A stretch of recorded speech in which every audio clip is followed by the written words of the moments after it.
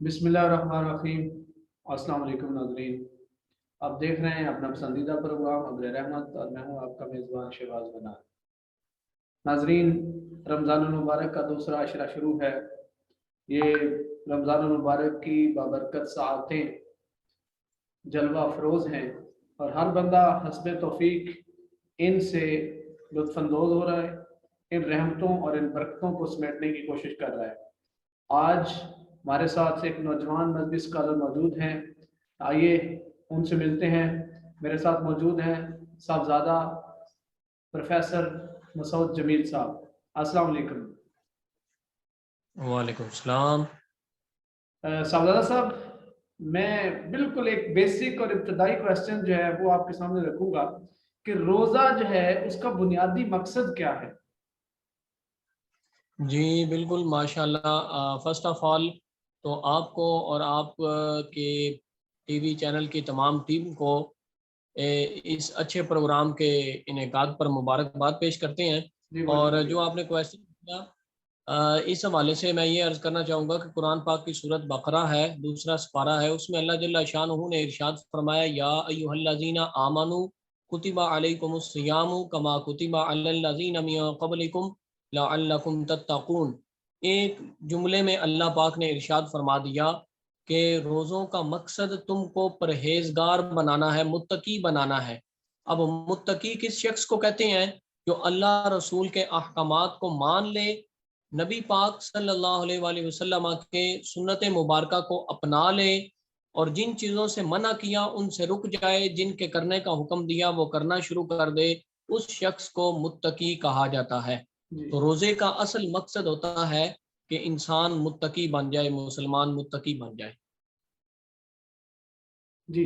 अच्छा, दूसरा सवाल जो है वो मेरा ये है कि रोज़ा के हवाले से ज़ाहिर है, चूँकि दीन इस्लाम जो है एक मुतवाज़न दीन है, जहाँ पर बहुत सारी बंदा मोमन को रायतें जी, भी जी। दी गई हैं इबादत के अंदर, इसी तरह दीगर मामलात के अंदर। तो रोज़ा के अंदर जो है बंदा मोमन को कौन-कौन सी रियायतें दी गई हैं कि जिन रियायतों का बंदा मोमन को ज़रूर फ़ायदा उठाना चाहिए? जी, माशाल्लाह बहुत अच्छा क्वेश्चन है। तो रोज़ा के अंदर अहदीस मुक़द्दसा में बहुत सारी रियायतें और कंसेशंस मौजूद हैं। फ़र्स्ट ऑफ़ ऑल मैं आपसे सुनन नसाई शरीफ की एक हदीस पाक शेयर करना चाहूँगा।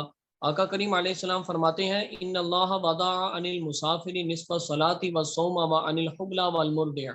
आका करीम अलैहिस्सलाम ने फरमाया कि जो मुसाफ़िर है, ये मेरी उम्मत का जो मुसाफ़िर है, ये आधी नमाज़ पढ़ सकता है। रोज़ा भी इसको कज़ा करने की इजाज़त दी गई है और ऐसी औरत जो हामिला हो, उसको भी रोज़े कज़ा करने की इजाज़त दी गई है।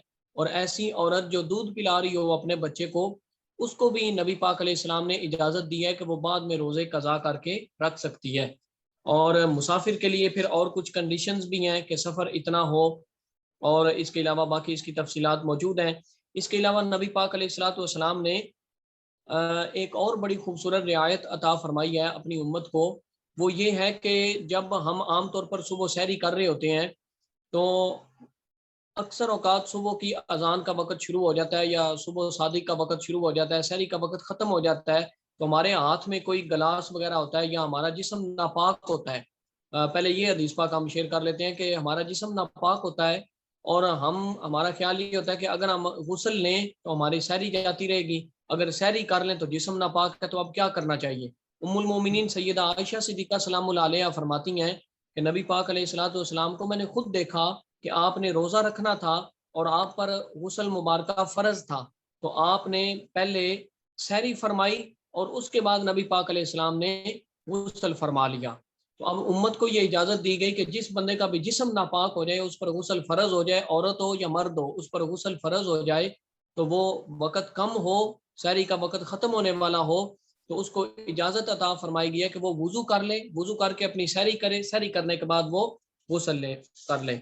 और उसके बाद सुनन अबी दाऊद शरीफ की हदीस मुक़द्दसा है, आका करीम अलैहिस्सलाम फरमाते हैं, इज़ा समिअ अहदुकुमुन निदा वल इना अला यदिही फला यदअहु हत्ता यक़दिया हाजतहु। आका करीम अलैहिस्सलाम फरमाते हैं कि जब तुम सहरी कर रहे हो और तुम्हारे हाथ में खाने पीने का कोई बर्तन मौजूद है, मसलन एक پانی کا گلاس آپ کے ہاتھ میں موجود ہے اور آپ سحری کر رہے ہیں اور سحری کا وقت ختم ہو چکا ہے، اذان شروع ہو چکی ہے، تو نبی پاک علیہ السلام فرماتے ہیں تم وہ برتن فوراً نیچے نہ رکھ دو، منہ میں جو کچھ ہو وہ فوراً باہر نہ گرا دو، بلکہ تم اس سے اپنی ضرورت پوری کر لیا کرو، تمہیں اجازت عطا فرمائی گئی ہے۔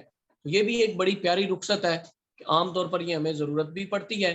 پھر ایک صحیح بخاری شریف کی حدیث مقدسہ موجود ہے، سیدنا عامر بن ربیعہ رضی اللہ عنہ آپ فرماتے ہیں کہ میں نے نبی پاک علیہ الصلوۃ والسلام کو دیکھا ہے کہ روزے کی حالت میں آپ مسواک کیا کرتے تھے، تو یہ سبحان ایک اللہ۔ بہت پیاری رخصت ہے۔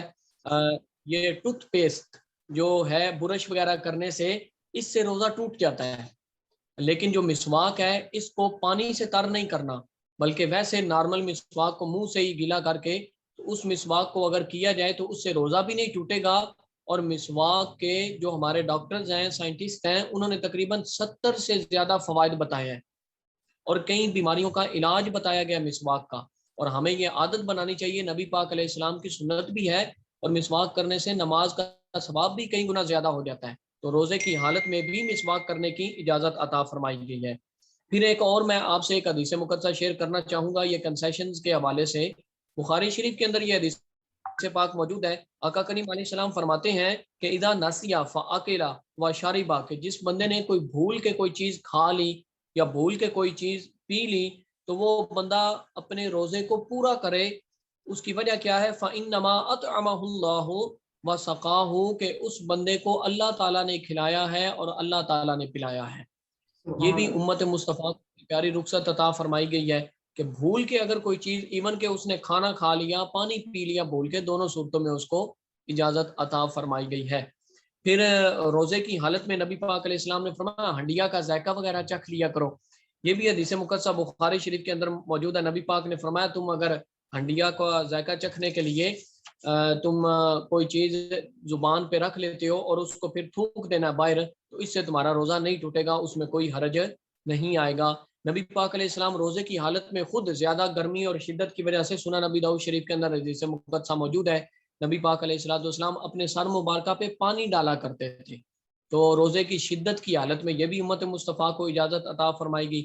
اسی طرح بخاری شریف کے اندر حدیث پاک موجود ہے کہ نبی پاک علیہ السلام تیل اور کنگھی کر لیا کرتے تھے روزے کی حالت میں، اس کی بھی اجازت عطا فرمائی گئی ہے۔ پھر نبی پاک علیہ السلام نے روزے کی حالت میں سرما بھی لگایا ہے، اجازت عطا فرمائی گئی ہے سرما لگانے کی، یہ بھی سنن ابن ماجہ شریف کی حدیث مقدسہ ہے۔ پھر روزے کی حالت میں کسی بندے کو تھوک آ جاتی ہے تو نبی پاک علیہ السلام نے اجازت دی ہے کہ وہ اپنی تھوک کو اندر نگل سکتا ہے، اس سے روزہ نہیں ٹوٹے گا، اجازت عطا فرمائی گئی ہے اس کی بھی۔ اور اس کے بعد ایک اور بڑا اہم مسئلہ ہے کہ روزے کی حالت میں ہم کسی کو خون دے سکتے ہیں یا نہیں دے سکتے، جی یا جی، پھر بہت ہم اہم کوئی سوال ہے حضرت صاحب، یہ بڑا امپورٹنٹ سوال ہے کہ روزے کی حالت میں جو ہے وہ خون عطیہ کیا جا سکتا ہے یا نہیں کیا جا سکتا ہے، اس پہ ضرور روشنی ڈالیں۔ جی بالکل، یہ سنن ابو داؤد شریف کے حدیث مقدسہ ہے، حضرت ابو ہریرہ روایت کرتے ہیں ان رسول اللہ صلی اللہ علیہ وآلہ وسلم احتجم وهو صائم، کہ نبی پاک خود سینگی لگوایا کرتے تھے، حجامہ کروایا کرتے تھے روزے کی حالت میں، تو یہ ایک طریقہ علاج ہے جس میں جسم سے تھوڑا بہت خون نکالا کرتے ہیں ڈاکٹرز یا طبیب، آج بھی حجامہ سینٹر مختلف مراکز اس کے موجود ہیں، یہ نبی پاک کی سنت بھی ہے۔ اب روزے کی حالت میں خون دینے کی شرعی حیثیت کیا ہے؟ اگر بندے کے اندر اتنی استطاعت ہو کہ وہ خون دے سکتا ہو، اسے کوئی زیادہ کمزوری یا پرابلم نہ بنتی ہو، تو اس کو بلا کراہت خون دینا جائز ہے، اور اگر وہ ٹیسٹ وغیرہ کے لیے اس نے کوئی خون دینا تھوڑا بہت تو وہ تو ویسے ہی جائز ہے۔ اور اسی کی ضمن میں ایک انجیکشن کا مسئلہ آتا ہے کہ ٹیکہ لگوایا جا سکتا ہے، یا کرونا ویکسین لگوائی جا سکتی ہے، یا انسولین لگوائی جا سکتی ہے یا نہیں، تو یہ انسولین اور کرونا ویکسین لگوانے کی بھی علماء اور فقہاء نے اجازت عطا فرمائی ہے، یہ بھی روزے کی حالت میں روزے داروں کے لیے یہ ایک بہت بڑی کنسیشن ہے۔ اس کے علاوہ بھی نبی پاک نے جو زیادہ کمزور جسم والے ہیں ان کو روزے کی رخصت عطا فرمائی ہے، بوڑھے آدمی کو جو زیادہ کمزور جسم والے ہوں، اور دیگر بھی کئی رخصتیں احادیث مقدسہ میں موجود ہیں، وقت کی قلت کی وجہ سے میں انہی پر اکتفا کرنا چاہوں گا۔ جی جناب۔ جی بہت شکریہ